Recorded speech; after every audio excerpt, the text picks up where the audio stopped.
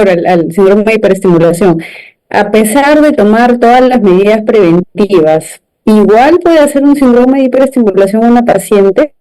Veo que realmente a los colegas que me comentan pues de que llegan a aspirar tanto, me imagino que definitivamente lo han hecho han hecho el disparo solo con agonista, pero no llegan a tener el caso, o por ejemplo moderado o severo, que es el que realmente preocuparía de un síndrome de hiperestimulación, ¿no? Entonces mi pregunta es, si usamos todas las medidas preventivas, si le pongo solamente agonista, si uso carbargolina, por ahí también en donde veo le ponen hielo a nivel local, en el abdomen y les va muy bien, ¿podemos prevenirlo realmente o igual siempre hay esa posibilidad de que haga, y sin que se embarace obviamente? Claro, tal cual, eso te iba a decir, si no se embaraza la paciente. Sí, sinceramente hay como muchos trabajos que hablan de tasa de YEO 0% cuando uno no utiliza la HCG. Igual no quita que la paciente, como dijiste, no se sienta mal, que dice que se introduce la fertilización in vitro pélvico, realmente el caso no se trata de severo para poder no romper esta membrana, la HCG plasmática. El uso de agua después nos permite hoy trabajar muy tranquilos. Nosotros, por ejemplo, en lo que es ovodonación, donde las pacientes tienen así de a 20, 30 ovocitos, casi no tenemos casos de internación gracias a esta forma de manejar la estimulación. Sí son pacientes en las que uno está muy atento, ¿no? Tratando de regular la dosis de gonadotrofina que vamos a dar, porque a nadie le gusta sacar así exageradamente, pero bueno, si por ahí decidimos no utilizar la HCG, es una buena decisión para no tener, digamos, estos casos ni moderados ni severos. Es verdad que se previene el síndrome, sí. Me imagino que también por la concurrencia de que sea una dosis baja de FSH, ¿no? O sea, de gonadotropinas, no dosis muy altas dentro de las medidas preventivas. Y en estos pacientes que tienen 30 ovocitos, ¿tenemos el mismo porcentaje de maduración normalmente o tienden más a tener realmente menor calidad? Esa es una buena pregunta. Miguel me puede ayudar. A veces pasa, ¿no? Pero depende de la paciente. Si es por ejemplo, si es una paciente con una poliquistosis de ovario, por ahí podemos encontrar una baja calidad. No se ve tanto por ahí, no sé si coincidís, Miguel, en ovodonación, cuando la paciente tiene mucho porque es muy joven, y hacemos esto de repartir los ovocitos y tenemos buena tasa de embarazo. O sea, como que no es lo mismo la poliquistosis de ovario que la paciente que es muy joven y por eso tiene muchos. No sé qué opinas vos desde el punto de vista biológico.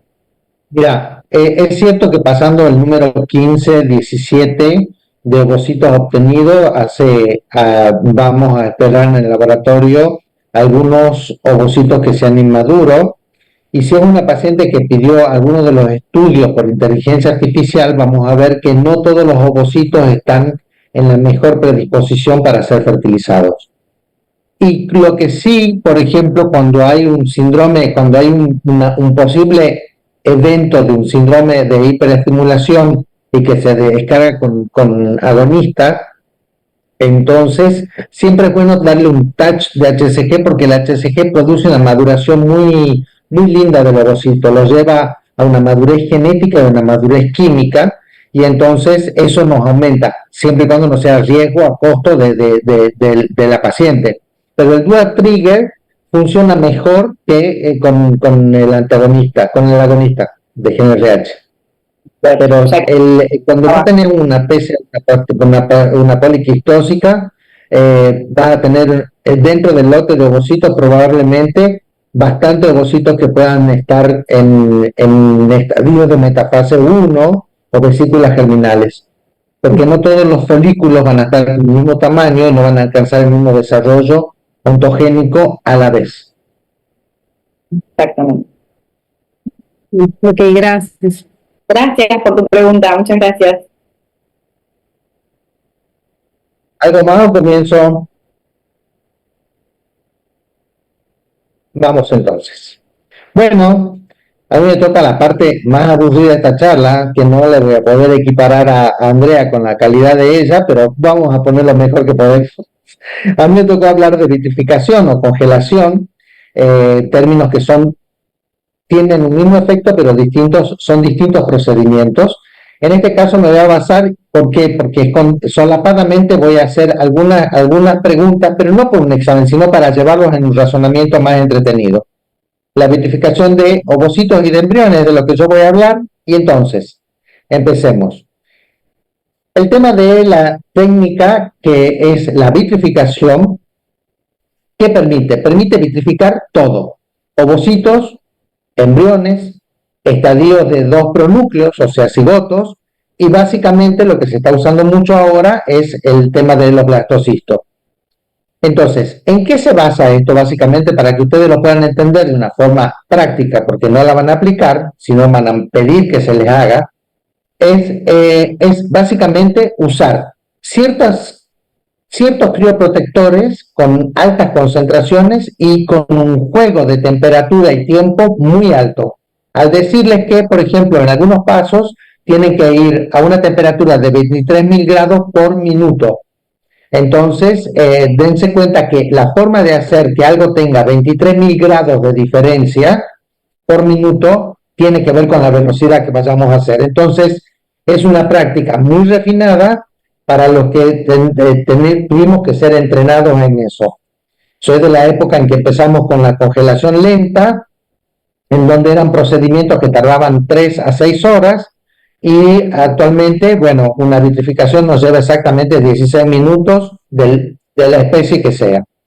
Entonces, al principio se usaban estadios de embriones tempranos, o sea, lo que es un embrión clivado de 2, 4, 6 u 8 células, y luego ya pasamos a perfeccionarlo con el blastocito. ¿Cuál es el propósito? Es lo que decía Andrea, guardar para que tenga la paciente un backup de embriones, de ovocitos o de lo que ya. Básicamente un esquema fácil. El ovocito que está a cierta temperatura lo vamos pasando a una temperatura temperatura ambiente, le decimos nosotros que son 24 grados dentro del laboratorio.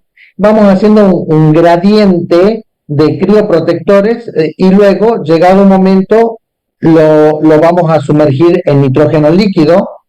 Con la velocidad lo que hacemos es minimizar la posibilidad de que se forme el hielo, porque el hielo, ya lo vamos a ver en alguna diapositiva más adelante, el hielo va a desorganizar la membrana, a romper el citoplasma. Ustedes vieron que si llenan una cubetera de agua hasta el final, cuando van a sacar del freezer esa cubetera, van a tener agua que se derramó. ¿Por qué? Porque el volumen del agua cuando pasa al estado sólido es un cuarto mayor de volumen que cuando está en estado líquido.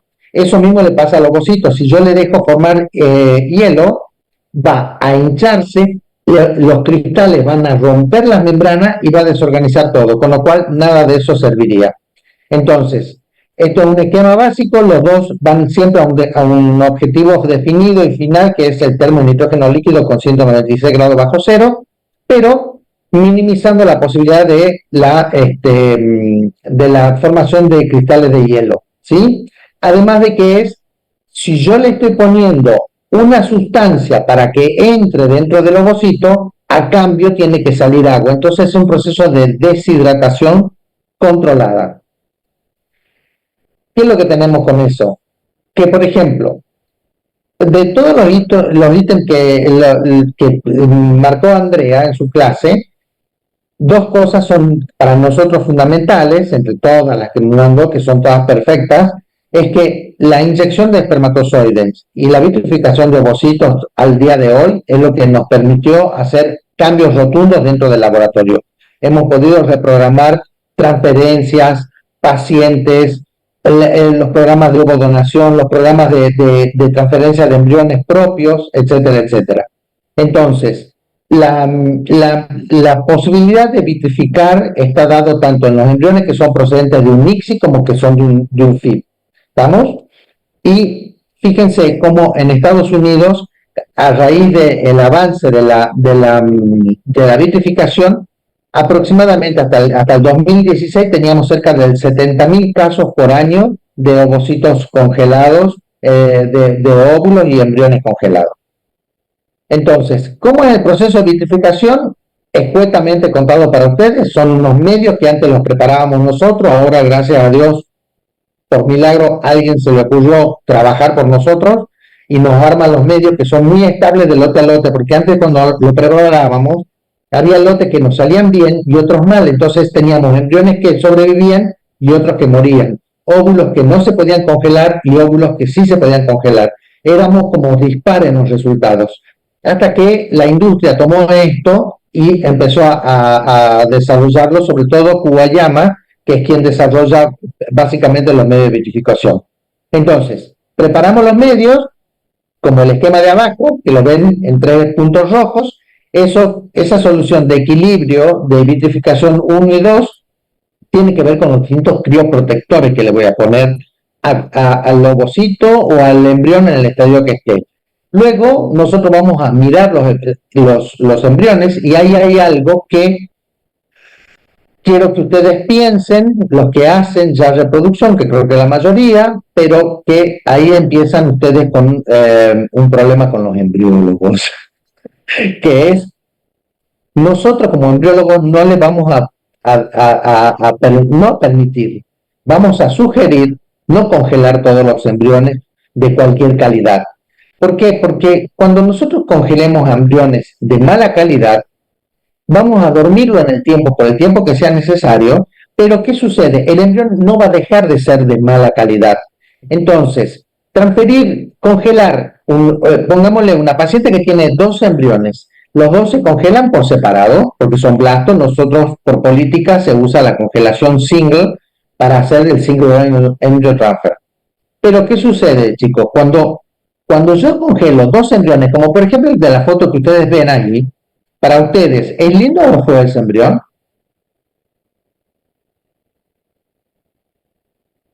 ¿Qué opinan?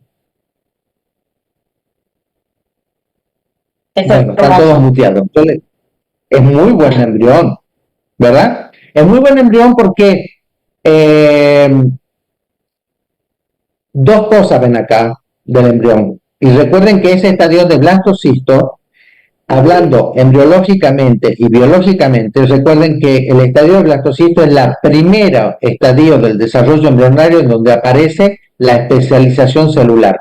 O sea, ya hay 2 tipos de células, la del trofoectodermo y la de la masa celular interna, que van a tener, son totipotentes pero no pluripotentes. O sea, esto quiere decir, totipotente va a formar una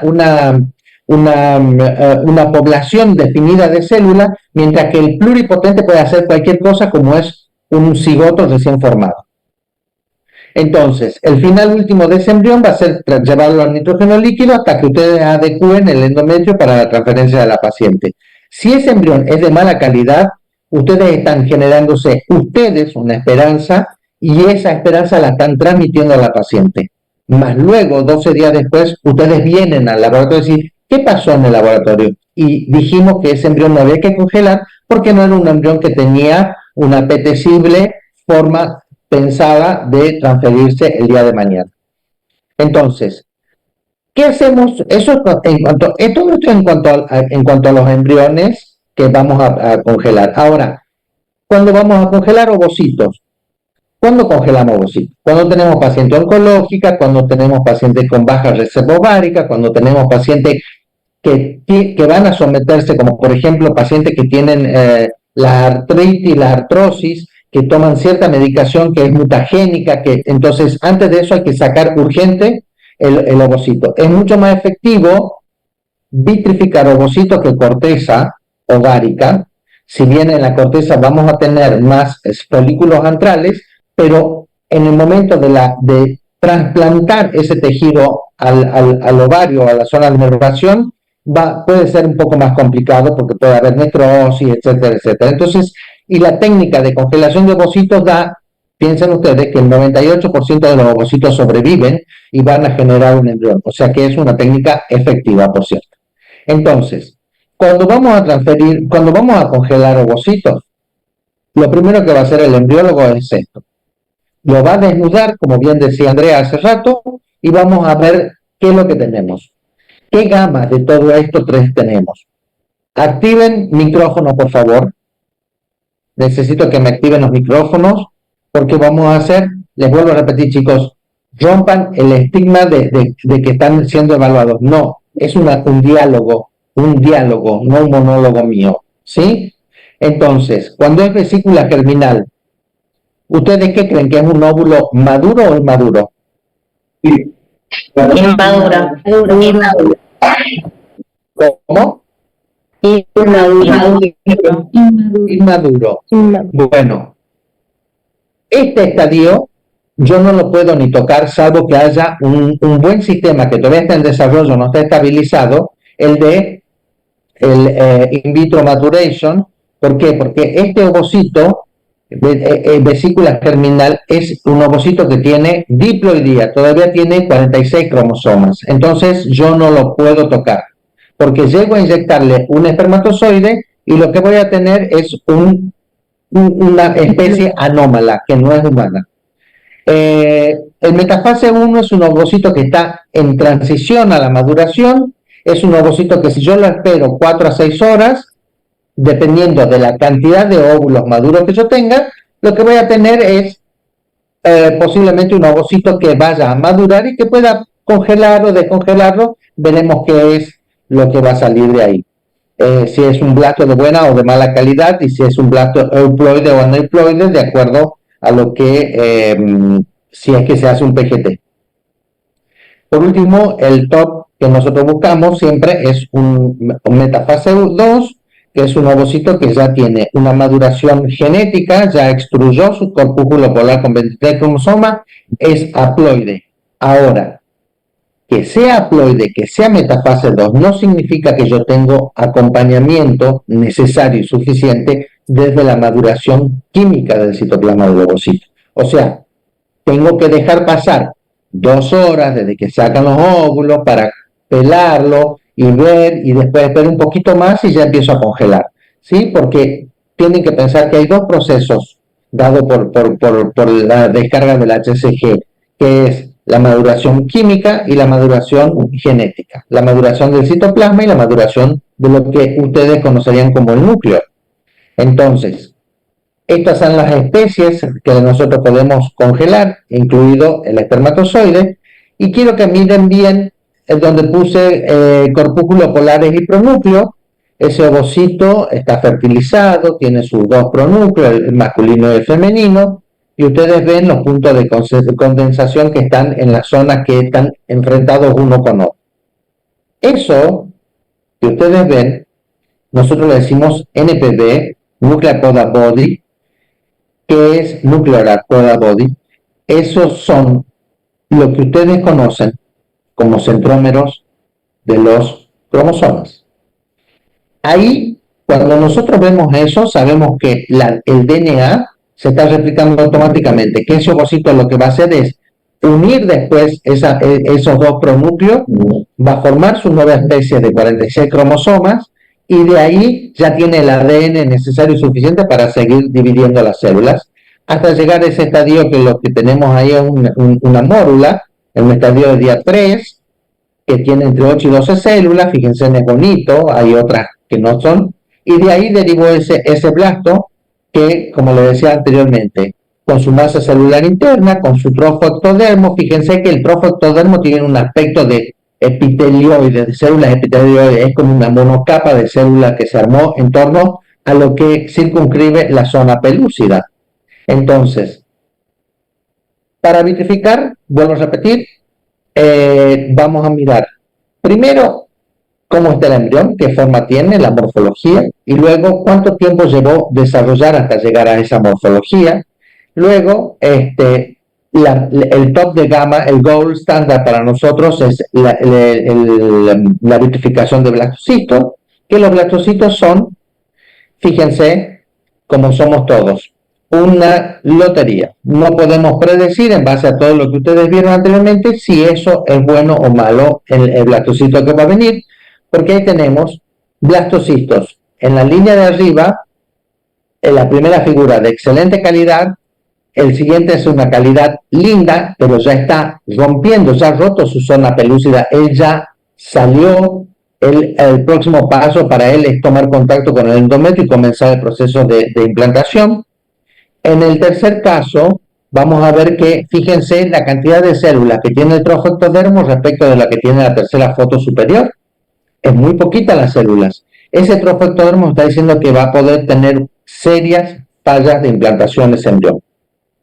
En los embriones de la hilera inferior, miren cómo están. En el primero tenemos un trofectodermo aceptable, pero no se ve una masa celular interna. Entonces yo ese embrión no lo congelaría, a no ser que sea el único embrión que la paciente tenga. El que no congeló son los otros dos. O sea, ¿por qué? Porque tengo una masa celular interna muy mala, con un trofectodermo pésimo, y por último después tengo un embrión, un blasto, perdón, fíjense que tiene como un sincicio, o sea que las células se pegaron en el trofectodermo y forma una cosa que no es epitelioide. Por el otro lado, su masa celular interna, de la cual vamos a proveer todos vinimos de nuestra masa celular interna, no está para nada bien diferenciada, ni compacta, ni nada por el estilo, con lo cual tampoco pueda llegar a dar. Y si implanta, podemos llegar a tener un aborto. A ver, sí, ahí está. Pude. Entonces, ¿cuándo es indicativo para preservar ovocitos y espermatozoides y embriones? Como decía Andrea, cuando la paciente quiere o necesita preservar su fertilidad, porque ahora en algunos países las pacientes quieren y en otros necesitan. Depende del caso clínico que sea, bueno, tiene que sí o sí ir a congelar ovocitos. Cuando tiene baja reserva, AMH baja por debajo de 1, se recomienda ya empezar a hacer el pool de ovocitos, y si va a ser intervenida quirúrgicamente, oncológicamente con radioterapia o quimioterapia, también es necesario, previo a ello, poderle sacar la mayor cantidad de ovocitos, porque antes que empiecen a colapsar su sistema reproductivo y que los ovocitos dejen porque saben que, ustedes bien saben que aniquila la formación de ovocitos post quimioterapia o radioterapia. Luego, por razones sociales, aquellas pacientes que no quieren todavía ser madre, pero que tienen en su futuro la intención de serlo. Bien hablaba Andrea hace rato de las pacientes con síndrome de hiperestimulación ovárica. En ese caso no se transfiere ni un solo embrión, porque el riesgo es altísimo de que implante, y una vez que implantamos, ya la beta-HCG sigue su curso per se. Cuando el uso de agonista cuando hay uso de agonista durante la estimulación ovárica, y cuando vaya a ser necesario un estudio genético preimplantacional. Entonces, les hago una pregunta. Cuando yo tengo una paciente para hacer una inseminación intrauterina, ¿puede haber algo que yo pueda congelar o vitrificar? Si la voy a hacer intrauterina, ¿hay algo que yo pueda congelar? ¿Qué opinan? Bueno, se los dejo y después me lo mandan por chat. ¿Cómo? Pues algo de la muestra de semen. Exactamente. Por eso yo en todo momento les hablé de ovocitos y embriones y nunca les puse espermatozoides. Porque los espermatozoides, si bien tienen un proceso de congelación un poco diferente, son terriblemente, soportan muy bien los cambios térmicos, se bañan muy bien de crioprotectores, se deshidratan perfecto porque es una célula más chica, difunde mucho más rápido todo, y yo puedo tener congelado el semen de un marido, donante, lo que quieran, para poder hacer después una baja complejidad, ¿sí? O sea que la baja complejidad puede ser con semen fresco, con semen vitrificado congelado. Ahora está saliendo de nuevo, están dándole mucho impulso a la vitrificación de espermatozoides. La ventaja de vitrificar espermatozoides más que de congelar es que la cantidad de muestras con un eyaculado que yo puedo preparar es mucho más, o sea, rinde mucho más. Ese tubito que ustedes están viendo en la diapo en este momento es un tubito donde yo guardaría el semen. Ahí tengo el semen que se va a congelar, y eso puede ser el producto de una eyaculación. Si yo voy a vitrificar, ahí podría llegar a ver 10 posibles inseminaciones o fertilizaciones, ¿sí? Pero es algo que recién se está implementando en el mundo entero. Entonces, lo voy a meter en una parte menos linda para ustedes, pero para que lo tengan presente, que es los crioprotectores. ¿Ellos qué van a hacer? Protegen del frío. ¿Por qué? Porque deshidratan y porque impiden la promoción de hielo a nivel celular, y tienen la capacidad de reemplazar en alto porcentaje los lugares donde estaba el agua, pero sosteniendo la estructura química, de la estructura morfológica del citoplasma. Y les presento, estos son los tres, sobre todo el primero que les mostré, el propilenglicol y el dimetilsulfóxido. Ustedes van a escuchar algunas veces en el laboratorio que dice, bueno, pero cuando yo ya tengo el último minuto, es un minuto clave, porque en el último minuto yo lo puse al ovocito, al embrión, a lo que sea que vaya a vitrificar, en una solución con alta concentración de dimetilsulfóxido, que es terriblemente tóxico. O sea, no le puedo permitir a esa molécula que se meta y lo inunde al ovocito. Ya van a ver qué pasa cuando yo lo dejo demasiado tiempo. Entonces, esto es un proceso relámpago que se hace en el laboratorio para poder terminar de bañarlo al ovocito por dentro, inundarlo, y por fuera bañarlo de su crioprotector, y así resistir la preservación. Y acá les presento algo que ustedes seguramente hace mucho que no ven. Las membranas plasmáticas. Aquí está el fundamento exacto de la vitrificación, chicos.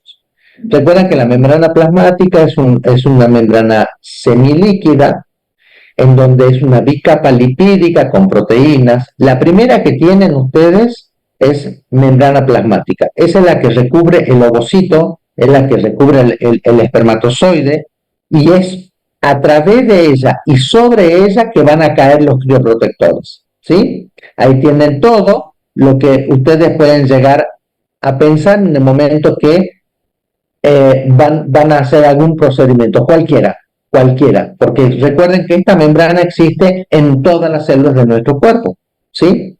Entonces, pero dentro de ella, fíjense que en la segunda, ustedes ven la parte que son colores ocre, amarillo con un verde, que son los poros nucleares.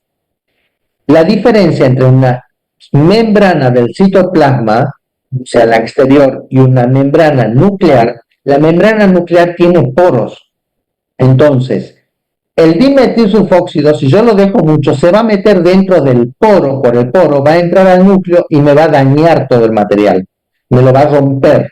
Por eso es que es tóxico y necesito sacarlo y llevármelo lo antes posible, ¿sí? Y ahí en detalle les puse para que ustedes miren, alguna vez si les toca una fotografía electrónica, los poros son perfectamente visibles en este caso, en estas células, porque a través del poro va a pasar algo que también ustedes hace mucho que no escuchan, que son los RNA mensajeros, de donde se va a dirigir la síntesis de proteínas.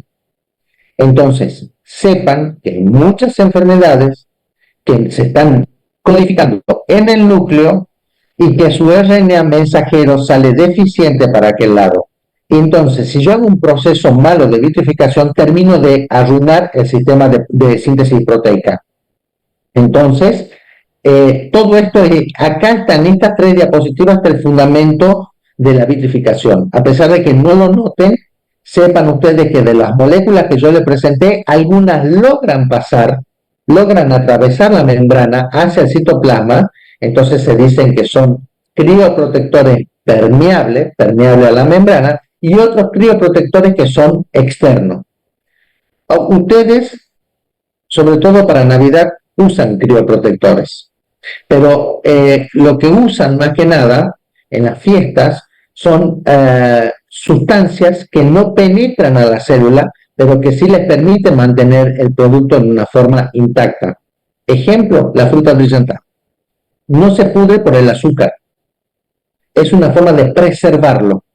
A diferencia de la fruta brillantada, nosotros preservamos ovocitos o embriones, pero en el frío, ¿sí? La fruta brillantada tiene una X tiempo de duración, en cambio el ovocito o el espermatozoide o el embrión que nosotros ponemos a 198 grados bajo cero no tiene actividad atómica. ¿Se acuerdan que había el núcleo de un átomo y los electrones que daban vueltas? Perfecto. Cuando está a temperatura de nitrógeno líquido, el electrón se queda ahí, queda quieto, no hay actividad química. Y si no hay actividad química, no hay envejecimiento. O sea que por eso puede estar congelado tiempos indeterminados. Entonces, en definitiva, esto lo paso rapidísimo. Miren, en el medio de cultivo, fíjense cómo están bien hinchaditos porque está entrando y saliendo agua permanentemente. Cuando yo empiezo con soluciones de equilibrio, para que la primera solución que yo le voy a poner para vitrificar, perdón, ya empieza a perder agua y empieza el etilenglicol y el dimetilsulfóxido a entrar. Y luego, cuando voy a pasar en la solución de vitrificación, fíjense lo que tiene en el rojo, sacarosa, que es lo que sería que nosotros usamos para armar la fruta brillantada, digamos. Es lo que va a recubrir por fuera y le va a impedir de nuevo ese shock térmico que vaya a llevarlo a una formación de cristales de hielo. Bien, acá tenemos 6 fotos, 3 en la primera fila, 3 en la segunda. Fíjense, A, B y C es un proceso de deshidratación. Miren ustedes cuando yo lo pongo en la solución final de vitrificación, en la C, fíjense cómo queda, como un eritrocito nucleado, ¿verdad? Parecería ser un eritrocito nucleado. Bueno, tiene su núcleo, tiene todo ese ovocito, pero fíjense cómo se deshidrató y queda. Y las de abajo la D es cuando recién lo saco del nitrógeno líquido y lo pongo en la primera solución. Eso tiene que ser en 2 segundos, o sea, en 2 segundos el ovocito va a pasar de estar a 196 grados bajo cero a 37. Eso lo da la velocidad del operador, es sacar y poner automáticamente, porque ese shock térmico va a permitir que se libere la glucosa, que salga el crioprotector primero y empieza a movilizar toda la estructura y lo vuelve a reacondicionar al ovocito. El paso E es un intermedio. Fíjense cómo quedó el espacio entre la zona pelúcida y la membrana plasmática del ovocito. Entonces todavía está en proceso de rehidratación y ese es el mismo ovocito 2 horas después de que lo saqué del termo. Y ahí, ni bien lo veo en esa circunstancia, el ovocito ya lo inyecto para no hacerlo oxidar y envejecer innecesariamente. Esto es cuando las técnicas es más de lo mismo, pero por si alguno quería ver, las curvas como son, fíjense en las pendientes en las curvas, son muy distintas respecto de la rápida vitrificación con la de abajo que era la congelación lenta. La ventaja es que, bueno, les vuelvo a repetir, cerca del 90 y pico % de los ovocitos recuperan bien, los embriones sobreviven mucho más si son blastocitos y mucho más si son blastocitos de buena calidad. Bien lo dijo Andrea, la tasa de embarazo son lo mismo, ¿sí? Y permite hacer una single membrane transfer.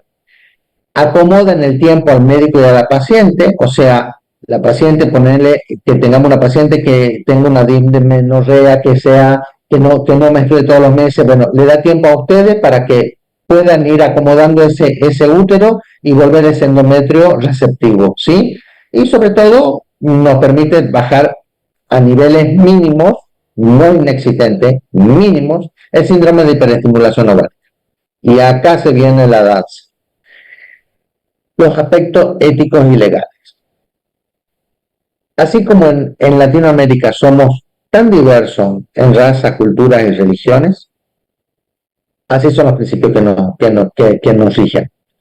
Los éticos y legales son zona dependiente, país dependiente.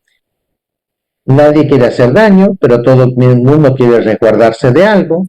Entonces, a sabiendas de que el embrión puede durar muchísimos años, sin fecha de vencimiento su vitrificación, entonces es congelo y tengo. En muchos países las pacientes te dicen, tengo 12 ovocitos, daño. No, poneme todo a fertilizar. Hacen todo. Uno asesora, que uno no puede dictaminar, pero sí asesora porque mi tasa ¿qué es lo que decía Andrea? Mi tasa de fertilización es de un 80%, o sea que de 10 voy a tener 8. Mi tasa de blastulación es del 60, o sea que de 8 me van a quedar 5 blastocitos en forma individual y congelada. No, larga todo. O sea, cuando una chica joven puede que no haya problema. Pero ¿qué pasa si es una mujer de 39, 40 años que logró tener 4 blastos? Porque también las hay, con óvulos propios. ¿Qué pasa si es una mujer que ya tiene varios intentos de ovodonación fallido y te dice el médico, yo quiero ir con todo con esta paciente porque estoy cansado, no, yo ya quiero que se embarace? A una mujer de 47 años, de 45, acá específicamente en República Dominicana no hay ley. Entonces, como no hay ley, hay criterio y no criterios que se llevan acá. Entonces, como acá, en el resto, si bien Argentina es un país regulado, pero por ejemplo, hay otro país que también tiene su regulación, pero ¿qué sucede? Se enmascara y se congela de una forma diferente para poder asegurar la maternidad de esa paciente. Pero es una paciente que el destino de esos embriones va a ser tirarlo, descartarlos, ¿sí? Entonces, el tema es el siguiente, chicos. Nosotros queremos que la paciente se embarace o a costa de tirar después embriones, o queremos que se embarace de una forma consciente y coherente porque yo estoy seguro como médico de que mi laboratorio más o menos en promedio tengo un 70% de fertilización, un 60% de blastulación. Entonces, cuando yo tengo tranquilidad, seguridad, confianza en el equipo, nada, o sea, no tengo que ser un gasuso, como decimos nosotros los argentinos, con los ovocitos. Quiero todo, ponerme todo a congelar. Porque yo ahora implementé y no por autorreferente, pero en algunos centros donde estuve, porque no es específicamente acá, no importa dónde, que el descarte de embriones es como el tema del banco. Ustedes van al banco y llevan su plata. ¿El banco dispone del dinero de ustedes? No. El banco nunca le va a decir, mira, te metí la plata en plazo fijo, la invertí en Bitcoin, no sé, whatever, no me importa. Lo mismo sucede porque el dueño del dinero es uno, no es el banco. El banco es el tenedor del dinero. Bueno, el banco el laboratorio, en definitiva, la clínica de reproducción, es la que tiene los embriones, pero no es la dueña de los embriones.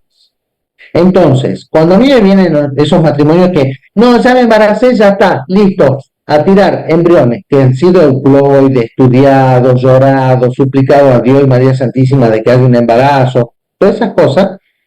Entonces le digo, bueno, perfecto, yo te voy a decir qué 3 cosas pueden suceder con tu embrión. O lo mantenés congelado, o cesás la vitrificación, la congelación, léase, lo matás, lo desorganizás. Tercero, lo podés donar, ¿sí? Entonces, con la donación de embriones también hay que tener muchos recaudos porque hay que ver la patología preexistente por el cual fueron infértiles, no vaya a ser que yo esté mandando un Klinefelter, no vaya a ser que esté mandando un X frágil, lo que sea. Pero bajo siempre, el paciente no me manda a mí el consentimiento firmado ante notario o escribano público diciendo que él y su mujer han decidido descartar los embriones. No. Vengan con ese papel firmado, que es el documento que va a avalar legalmente a la clínica. Ustedes vienen, los dos, se paran frente a mí, yo les vuelvo a decir, sin ser subjetivizador, las 3 opciones que tienen: mantenerlo, romperle la cadena de frío, o sea, matarlo, o descartarlo, lo pongamos así, no lo pongamos en trágico, descartar los embriones o darlos en donación. como ellos ya lo han hablado, lo han decidido, ya vienen con una posición tomada, pero uno cumple éticamente con decir. Entonces dice, no, los queremos descartar. Perfecto, 2 segunditos. Nos vamos, buscamos bueno, en Chile se le dice plumavit, acá se le dice corcho, en Argentina se dice telgopor, que son unas cajitas donde vienen los helados, básicamente.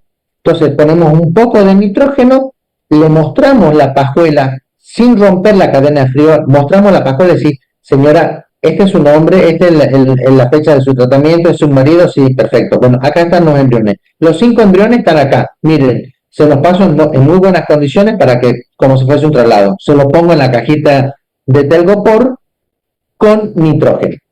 Le entrego la cajita y le digo, mire, ustedes se llevan la cajita, cuando ustedes no la abran porque quema, pero cuando ustedes vean que ya no sale vapor, listo, la voluntad de ustedes se cumplió con los embriones, ya no están más. ¿Por qué? Porque era la idea de que nosotros éramos lo que teníamos que sacar los embriólogos, los embriones de los tanques de nitrógeno y tirarlos a la basura. Entonces, a mí no me parece que yo tenga que, ¿por qué sacarle a ustedes el dinero del banco y disponerlo yo? Si ustedes son los dueños, decidan ustedes qué van a hacer. Retiren el dinero por caja y decidan ustedes qué se van a comprar o en qué la van a gastar. Así que, nada, sé que es un poco contradictorio esto que un embriólogo viejo como yo les hable de estas cosas, pero son la experiencia que hay muchos ejemplos para contar de estos casos y que no son de los más lindos, pero es parte de la realidad de un laboratorio de reproducción y sobre todo, no es del laboratorio, de la clínica, porque tiene que ver el nombre, tiene que ver el contexto en el que nos estamos manejando en el área de la reproducción humana. Y una cosa más y última es, sepan interpretar lo siguiente. Cuando 2 ratoncitos se copulan, de 10 veces que se copulan, 9 va a preñar la hembra. Cuando 2 humanitos copulan, de 10 veces, solo 3 veces puede quedar embarazada la señora. Como especie animal somos muy malos reproductores y eso tiene que ver con reafirmar lo que Andrea dijo al principio. Cada vez estamos peor y posiblemente el 10% del orbe vaya a ser generado por estas técnicas. Muchas gracias. Bueno. Excelente, me encantó. Muchas gracias. Muchas gracias. Continuando con eso, vamos al paper. Hola, Lucía. Acá estoy. Comparto mi pantalla. Vamos. ¿Ahí se ve bien? Ahora sí, vamos.